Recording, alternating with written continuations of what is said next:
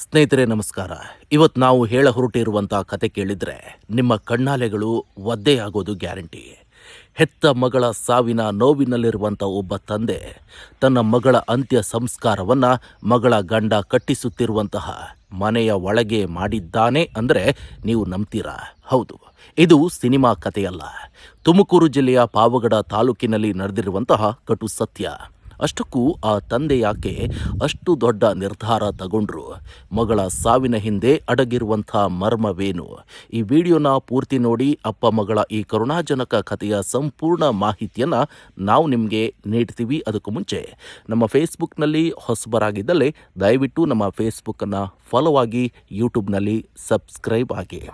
ಪ್ರಿಯ ವೀಕ್ಷಕರೇ, ಬೆಂಗಳೂರಿನ ಯಲಹಂಕದಲ್ಲಿ ವಾಸವಾಗಿರುವಂತಹ ಶ್ರುತಿ ಅನ್ನೋ ಯುವತಿಯ ಸಾವು ಈಗ ಇಡೀ ರಾಜ್ಯದ ಗಮನ ಸೆಳೆದಿದೆ.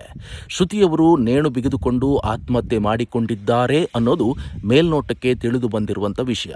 ಆದರೆ ಶ್ರುತಿಯ ತಂದೆ ರಾಜು ನಾಯ್ಕ ಅವರ ಪ್ರಕಾರ ಇದು ಬರೀ ಆತ್ಮಹತ್ಯೆ ಅಲ್ಲ, ಇದೊಂದು ಪೂರ್ವ ನಿಯೋಜಿತ ಕೊಲೆ. ಮಗಳ ಶವವನ್ನು ಕಂಡ ತಂದೆಯ ಆಕ್ರೋಶ ಅಣೆಕಟ್ಟು ಒಡೆದಂತಿತ್ತು.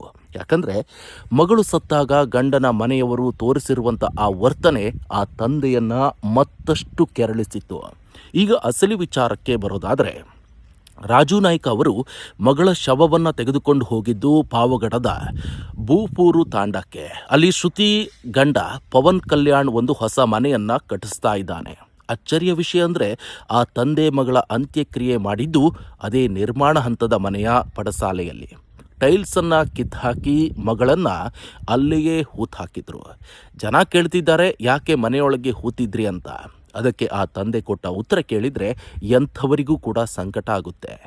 ಈ ಮನೆ ಕಟ್ಟೋಕೆ ಹಣ ಕೊಟ್ಟಿದ್ದು ನಾನೇ. ನನ್ನ ಮಗಳ ಸುಖಕ್ಕಾಗಿ ನಾನು ಕಷ್ಟಪಟ್ಟು ಸಂಪಾದನೆ ಮಾಡಿರುವಂಥ ಹಣವನ್ನು ಅಳಿಯನಿಗೆ ಕೊಟ್ಟಿದ್ದೆ. ಆದರೆ ಇವತ್ತು ನನ್ನ ಮಗಳೇ ಇಲ್ಲ ಅಂದಮೇಲೆ ಈ ಮನೆ ಯಾರಿಗಾಗಿ?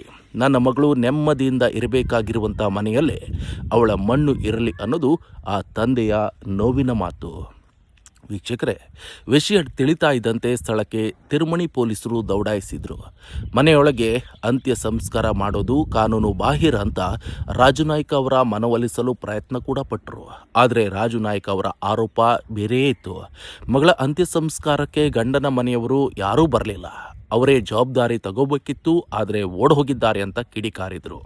ಕೊನೆಗೆ ಪೊಲೀಸರ ಸಂಘರ್ಷದ ನಂತರ ಹೂತಿದ್ದ ಶವವನ್ನು ಹೊರತೆಗೆದು ಗಂಡನ ಜಮೀನಿನಲ್ಲಿ ಅಂತ್ಯಕ್ರಿಯೆ ನಡೆಸಲಾಯಿತು.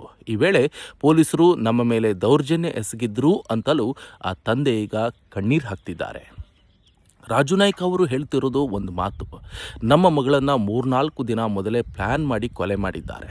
ನಮಗೆ ಮಗಳು ಸತ್ತಿದ್ದಾಳೆ ಅಂತ ಫೋನ್ ಬಂತು, ಆದರೆ ಆಸ್ಪತ್ರೆಗೆ ಹೋದರೆ ಮಗಳ ಮುಖ ತೋರಿಸಲಿಲ್ಲ.